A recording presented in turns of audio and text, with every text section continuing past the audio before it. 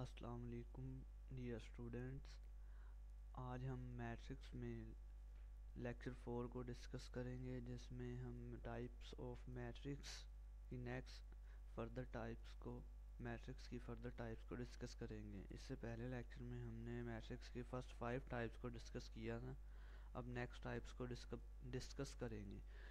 आज के लेक्चर में हम upper triangular matrix, lower triangular matrix, periodic matrix, idempotent matrix, nilpotent matrix and last पे इनवोलेटरी मैट्रिक्स डिस्कस करेंगे। आज ये लास्ट 6 टाइप्स ऑफ मैट्रिक्स हम डिस्कस करेंगे। तो फर्स्ट स्टार्ट करते हैं। फर्स्ट ऑफ ऑल हमारे पास नंबर 1 पे है अपर ट्राइंगुलर मैट्रिक्स।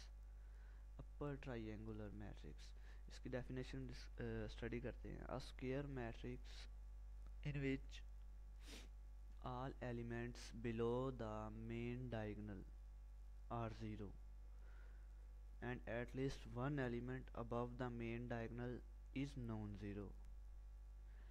डेफिनेशन में बेसिकली ये बताया गया है कि मैट्रिक्स उसके मेन डायगोनल से अबव एलिमेंट्स जो होंगे, जैसे ये मेन डायगोनल हमारा है, ये है, इसके जो अबव एलिमेंट्स है, ये 1 1 and 1, above elements main diagonals के वो नॉन ज़ीरो होंगे।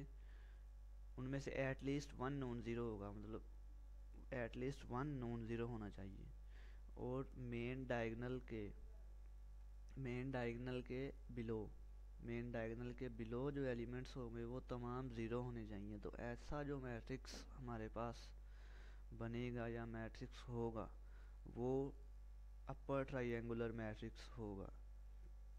एक बार दोबारा से देखें, a matrix in which all elements below the main diagonal are zero. Matrix में ये हमारे पास स्क्वायर मैट्रिक्स है, क्योंकि इसके 3 रोज और 3 कॉलम्स हैं, ऑर्डर 3/3। तो इस मैट्रिक्स में हम ये मेन डायगोनल है, मेन डायगोनल के बिलो तमाम एलिमेंट्स ज़ीरो होंगे, यहाँ पर ज़ीरो हैं। और मेन डायगोनल के अबव एटलीस्ट वन एलिमेंट है ना, जो वो नॉन ज़ीरो होना चाहिए। वन से ज़्यादा भी हो सकते हैं, सारे भी नॉन ज़ीरो हो सकते हैं, जैसे यहाँ पर सारे ही नॉन ज़ीरो हैं, तो वो हमारा अपर ट्राइंगुलर मैट्रिक्स होगा। जैसे ये एक और एग्जांपल है, इसे देखते हैं। यहाँ पर हमारे पास मेन डायगोनल ये है, मेन डायगोनल से नीचे बिलो द मेन डायगोनल तमाम एलिमेंट ज़ीरो होने चाहिए, ज़ीरो हैं, इसके तमाम एलिमेंट्स ज़ीरो हैं। और मेन डायगोनल के above at least one element non zero है, ये वन है, at least at least one element non zero है। तो ये हमारे पास ये मेन डायगोनल है, मेन डायगोनल के अपर साइड पर at least one element non zero है। और मेन डायगोनल की lower side below the main diagonal, ये हमारा तमाम एलिमेंट्स इसमें ज़ीरो हैं। अगर आप मतलब देखें तो ये ट्राइंगल शेप मतलब बनती है। अभी ये अगर नीचे वाले एलिमेंट जो ज़ीरो हैं, इनको हम अगर अब इग्नोर कर दें तो ये ट्राइंगुलर शेप बनती है। तो इसलिए इसको अपर ट्राइंगुलर या ट्राइंगुलर मैट्रिक्स के नाम से ऐसे डिफाइन किया जाता है। तो ये नेक्स्ट, और ये हमारे 3/3 के मैट्रिक्स थे। 2/2 मैट्रिक्स में अगर हम देखें, ये हमारा मेन डायगोनल होगा, मेन डायगोनल के बिलो जितने भी एलिमेंट्स हो, जिसमें यहाँ पर 1 है, सिर्फ एक एलिमेंट है वो ज़ीरो है। बिलो एलिमेंट्स कितने हैं? एक एलिमेंट है वो ज़ीरो, एक से ज़्यादा या जितने भी होंगे वो सारे ज़ीरो होने चाहिए। और मेन डायगोनल के अबव मेन डायगोनल है, इसके अबव एलिमेंट 2, एक ही एलिमेंट था, एटलीस्ट वन एलिमेंट थी, हमारी कंडीशन थी एटलीस्ट वन एलिमेंट होगा, वो नॉन ज़ीरो होना चाहिए। तो वो यहाँ पर है, वन एलिमेंट नॉन ज़ीरो है इसका। तो ये हमारे पास अपर ट्राइंगुलर मैट्रिक्स होगा। इसी तरह ये वाला, अब ये देखें, ये मेन डायगनल है, मेन डायगनल के बिलो तमाम एलिमेंट ज़ीरो हैं, वन एलिमेंट था तो वो ज़ीरो है, और मेन डायगनल के अबव भी एक ही एलिमेंट था वो भी ज़ीरो है, तो ये हमारा अपर ट्राइंगुलर मैट्रिक्स नहीं है, it's not an upper triangular matrix, क्योंकि ये डेफिनेशन को मीट नहीं कर रहा। सॉरी, ये मैट्रिक्स डेफिनेशन को मीट नहीं कर रहा, इसलिए ये अपर ट्राइंगुलर मैट्रिक्स नहीं है। डेफिनेशन में था कि मेन डायगोनल के नीचे वाली साइड पर तमाम एलिमेंट ज़ीरो होंगे और ऊपर वाली साइड पर at least one element non zero होना चाहिए। तो इसके नीचे वाली साइड पर तमाम एलिमेंट्स, एक ही एलिमेंट था नीचे वाली साइड पर, वो ज़ीरो तो है, लेकिन अपर साइड पर भी एक ही एलिमेंट था तो वो भी ज़ीरो है, तो at least one element non zero होना चाहिए। वो कंडीशन यहाँ पर सेटिस्फाई नहीं हो रही, इसलिए ये अपर ट्राइंगुलर मैट्रिक्स नहीं है। नेक्स्ट हमारे पास second type of matrix lower triangular matrix. ये जो फर्स्ट अपर ट्राइंगुलर मैट्रिक्स है उसका ऑपोजिट है। उसमें हमने स्टडी किया था कि मेन डायगोनल के बिलो तमाम एलिमेंट ज़ीरो होंगे और मेन डायगोनल के above at least one element non zero होगा, लेकिन इसमें है कि मेन डायगोनल के below at least one element non zero होना चाहिए और मेन डायगोनल के अबव एटलीस्ट मेन डायगोनल के अबव तमाम एलिमेंट्स ज़ीरो होने चाहिए। Definition first of all read out करते हैं। A square matrix in which the elements above the main diagonal are all zero and at least one element below the main diagonal is non-zero. At least one element non-zero होना चाहिए। तो ये examples में देखते हैं। ये हमारा main diagonal है। ये फर्स्ट जो स्टार्ट वाले लेक्चर्स में मैं अच्छे से एक्सप्लेन कर चुका हूँ कि मेन डायगोनल या प्रिंसिपल डायगोनल या डायगोनल मैट्रिक्स इसे कहते हैं।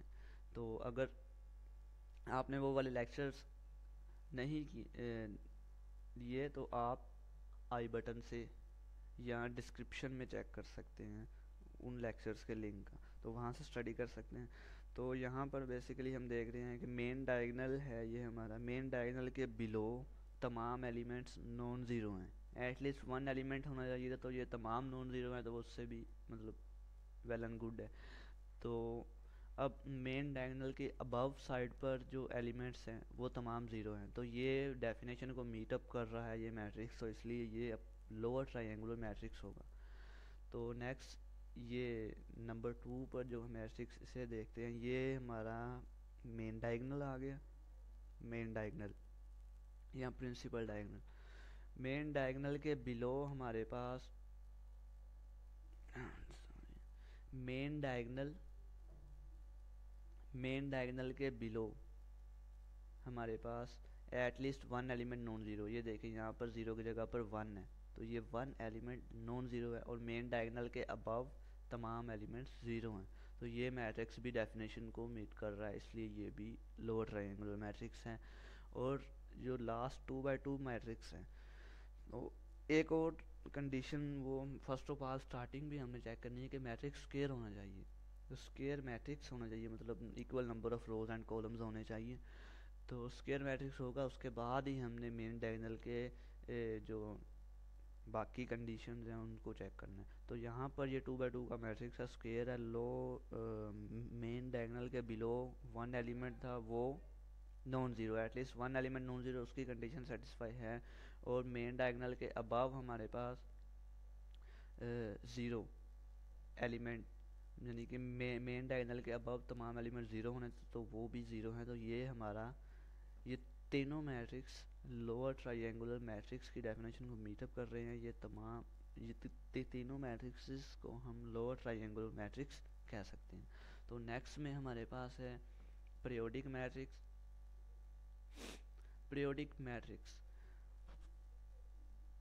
पीरियोडिक मैट्रिक्स की डेफिनेशन रीड आउट करते हैं। If A is a square matrix and k is the least positive integer such that ak equals to a is said to be periodic matrix of period k minus 1। Definition में क्या बता रहा है, ऐसे तो समझ नहीं आई, मैं एक्सप्लेन करता हूँ। डेफिनेशन में बेसिकली ये बताया गया है कि हमारे पास एक मैट्रिक्स ए है, उस मैट्रिक्स की अगर हम पावर्स लेते चलें, मतलब पहले मैट्रिक्स ए है, इसकी पावर 1 लेंगे, ऑब्वियसली वही मैट्रिक्स आएगा। उसके बाद उसका स्क्वायर लिया, क्यूब लिया, 4 लिया, हमने उस नंबर तक पावर्स लेते चले जाना है जब तक वही सेम मैट्रिक्स दोबारा नहीं आ जाता। फॉर एग्जांपल अगर हमने ए स्क्वायर लिया है तो वो मैट्रिक्स दोबारा ए मैट्रिक्स ही बन गया है, वहाँ तक हमने ये प्रोसीजर फॉलो करना है, मतलब स्क्वायर्स लेते जाने, स्क्वायर या पावर्स बढ़ाते जाने।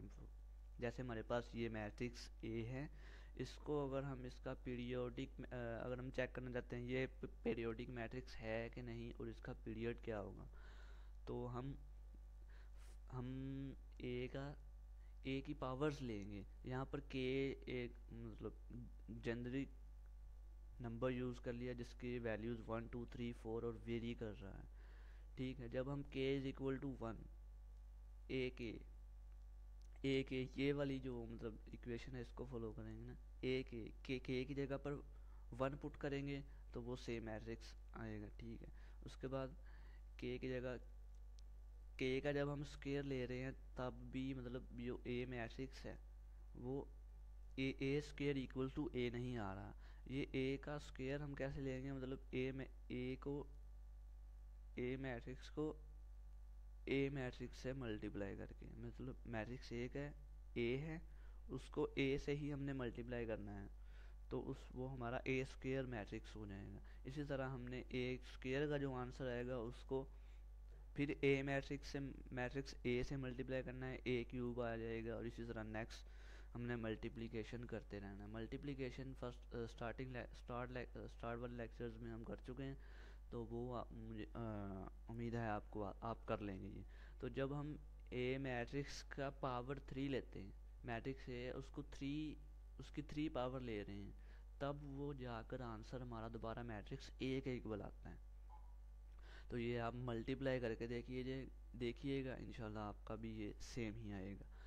तो अब हमने ये तो हमें पता चल गया अभी ए मैट्रिक्स है, ये पीरियोडिक है, क्योंकि हमने ए की कोई पावर ली है 3 के अलावा कोई और भी अगर मैट्रिक्स कोई और है तो उसकी पावर मतलब कोई और आएगी, किसी और पावर पर वो फंक्शन वो मैट्रिक्स रिपीट होगा दोबारा।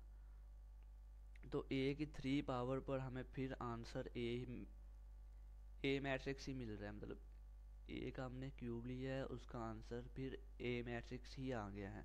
तो अब हमें ये तो पता चल गया कि हमारा मैट्रिक्स पीरियोडिक है, क्योंकि डेफिनेशन में यही था कि हमारे पास ए स्क्वायर मैट्रिक्स है एंड के is the least positive integer. 3 least positive integer का क्या मतलब है, वो पहला पॉजिटिव इंटीजर जिस पर ए अपनी वैल्यू रिपीट कर रहा है। तो ऐसा भी हो सकता है ना, हमारे पास एक मैट्रिक्स है, वो पहले 3, उसका जब हमने क्यूब लिया तब भी मैट्रिक्स ए आया, मतलब वापस मैट्रिक्स ए आ गया, और उसकी हमने पावर 6 ली है, उसके बाद फिर वही आंसर आया, मतलब वो मैट्रिक्स ए का इक्वल था, वो मैट्रिक्स ही आएगा ना। मतलब मल्टीप्लिकेशन करेंगे तो मैट्रिक्स को मल्टीप्लिकेशन करेंगे या ऐड करेंगे, कोई भी ऑपरेशन परफॉर्म करेंगे तो मैट्रिक्स ही आएगा। तो हमारा अगर एक से ज़ायद इंटीजर्स पर अगर हमारे पास सेम मैट्रिक्स आ रहा है, मतलब ए क्यूब पर हमारे पास ए मैट्रिक्स आया, अब A6 पर भी ए मैट्रिक्स आएगा, तो हमने वो मैट्रिक्स पीरियोडिक तो हो गया, लेकिन उसका पीरियड क्या होगा, जो लीस्ट पॉजिटिव इंटीजर यानी कि जो पहला इंटीजर जिस पर ए ने अपनी वैल्यू रिपीट की थी, ए मैट्रिक्स ने वैल्यू रिपीट की थी, या सेम हमारे पास आंसर में ए मैट्रिक्स दोबारा आया था, उसको हमने माइनस कर देना है 1 से। ये definition is said to be periodic matrix of period k-1। के हमारा वो इंटीजर है जिस पर ए मैट्रिक्स की वैल्यू मतलब ए मैट्रिक्स दोबारा वापस आ जाता है, उसका स्क्वायर लेने से या क्यूब लेने से दोबारा ए मैट्रिक्स या कोई भी मैट्रिक्स जो आपने उसका नेम रखा होगा वो दोबारा आ जाए तो वो के की वैल्यू होगी, और के में से हमने 1 माइनस कर देना है तो वो हमारा पीरियड आ जाएगा उस मैट्रिक्स का। अब यहाँ पर हमारे पास k इक्वल टू 3 के लिए a अपनी वैल्यू रिपीट कर रहा था, तो इसलिए हम ये कह सकते हैं कि a is a periodic matrix है and having period k minus 1, क्योंकि डेफिनेशन में हमने ये देखा है कि k माइनस 1 ये आप फार्मूला कह लें, उससे हम इसका पीरियड फाइंड आउट करेंगे किसी भी पीरियोडिक मैट्रिक्स का। तो k माइनस 1 k हमारे पास यहाँ पर 3 है, तो 3 में से हमने 1 माइनस करना है तो 2, तो a हमारा पीरियोडिक मैट्रिक्स है और इसका पीरियड है 2। तो ये पीरियोडिक मैट्रिक्स की डेफिनेशन थी। उम्मीद है आपको अच्छे से समझ आ चुकी होगी। अगर कोई कन्फ्यूजन है तो कमेंट सेक्शन में लाजमी पूछिएगा। नेक्स्ट टाइप देखते हैं, नंबर 4 पे है आइडेम्पोटेंट मैट्रिक्स। आइडेम्पोटेंट मैट्रिक्स ये एक टर्म आइडेम्पोटेंट एलिमेंट नंबर है, नंबर या एलिमेंट वो भी हम सेट थ्योरी में रीड आउट करेंगे इंशाल्लाह। वो ये टॉपिक भी जल्दी में क्लियर करवाऊंगा यहाँ पर। तो आइडेम्पोटेंट मैट्रिक्स हमारे पास इसकी डेफिनेशन रीड आउट करते हैं। Square matrix A such that A square equals to A is called idempotent matrix. बड़ी सिंपल सी डेफिनेशन है। हमारे पास एक मैट्रिक्स है ए, स्क्वायर मैट्रिक्स है। अगर हम मैट्रिक्स ए का स्क्वायर लेते हैं और फिर वो ए के इक्वल आ जाता है तो वो हमारा आइडेम्पोटेंट मैट्रिक्स होगा। ये डेफिनेशन इसकी मतलब जो फर्स्ट हम पढ़ चुके हैं पीरियोडिक मैट्रिक्स उससे बहुत डिफरेंट है। उसमें हमारे पास स्क्वायर नहीं था, मतलब यहाँ पर हमने स्क्वायर ही लेना है सिर्फ। अगर हम ए का स्क्वायर लेंगे मतलब जो के की वैल्यू वहाँ हमने के स्टडी किया था, के की वैल्यू यहाँ पर फिक्स कर दी है कि 2 ही होगी, मतलब ए का सिर्फ स्क्वायर ही लेना है, स्क्वायर से आगे क्यूब नहीं ले सकते। अगर ए का स्क्वायर ए के इक्वल नहीं आता तो हम क्यूब ले के चेक नहीं करते कि ए का क्यूब ए के इक्वल आ गया तो चलो हम इसे आइडेम्पोटेंट कह लेते हैं। नहीं, ऐसा नहीं है। वो सिर्फ पीरियोडिक फंक्शन में ही था कि जब तक मतलब वो पावर लेने से मैट्रिक्स की आंसर ओरिजिनल मैट्रिक्स नहीं आ जाता, हम पावर को इंक्रीज करते जाते हैं, चेकआउट करते जाते हैं, और जहाँ पर हमारा आंसर पहला आंसर मतलब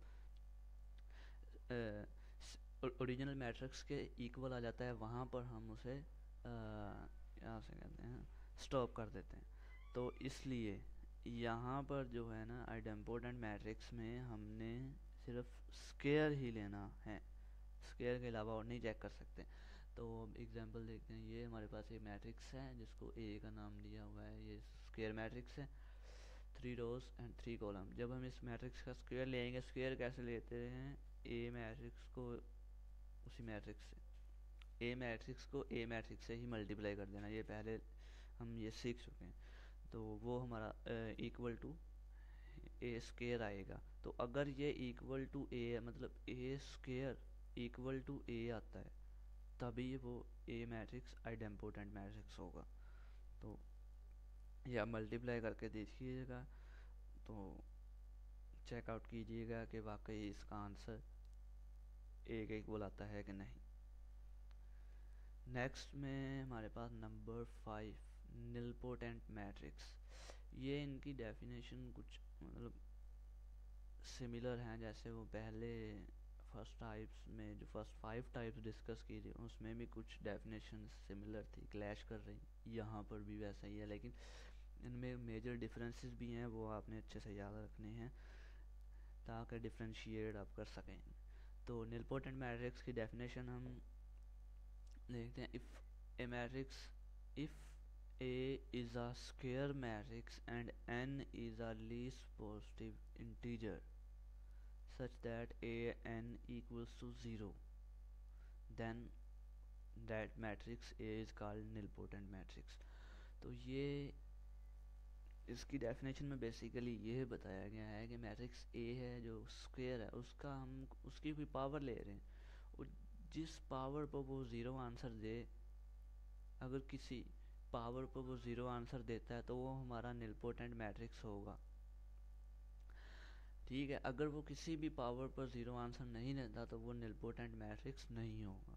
तो एग्जांपल से देखते हैं, हमारे पास ये मैट्रिक्स ए है, इसकी हमने पावर 1 स्क्वायर लिया, पावर 2 ली, आंसर 0 नहीं आया, 3 पावर ली, आंसर 0 आ गया, तो ये निलपोटेंट मैट्रिक्स है।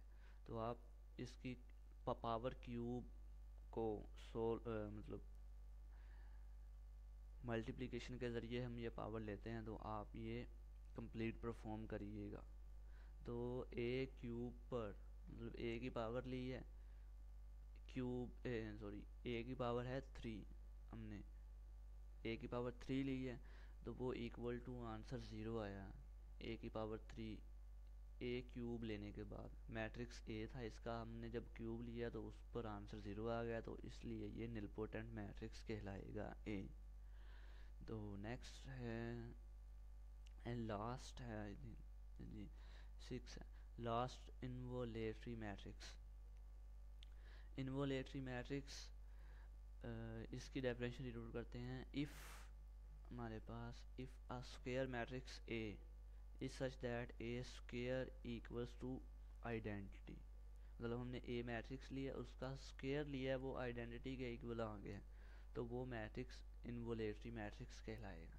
और सिंपल सी डेफिनेशन हैं ये। हमारे पास मैट्रिक्स है, एग्जांपल में देखें तो ये स्क्वायर मैट्रिक्स है, 3 रोज हैं, फर्स्ट सेकंड थर्ड, 3 ही कॉलम्स हैं, फर्स्ट सेकंड एंड ये थर्ड, तो ये स्क्वायर मैट्रिक्स है। तो हम इसका स्क्वायर लेंगे, स्क्वायर हम जैसे हम स्टार्ट से 3 बार स्क्वायर ले चुके हैं, मुझे उम्मीद है कि अब आसानी से हम ये कर सकते हैं। स्क्वायर मैट्रिक्स ए का स्क्वायर लिया है, वो आइडेंटिटी के इक्वल आ गए, तो उसको हम इन्वोलेटरी मैट्रिक्स कहेंगे। तो ये आप स्क्वायर लेके देखिएगा कि वाकई ही इसका आंसर आइडेंटिटी के इक्वल आता है कि नहीं। आपकी प्रैक्टिस भी होगी और इसी प्रैक्टिस से ही अच्छी तरह मतलब ये डेफिनेशंस, ये टाइप्स मैट्रिक्स की ये समझ में आएंगी।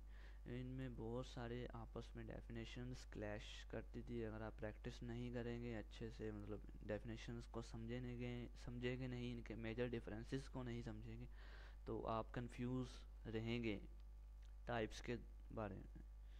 तो यही था हमारा आज का लेक्चर। मैं उम्मीद करता हूँ आपको अच्छे से समझ आया होगा।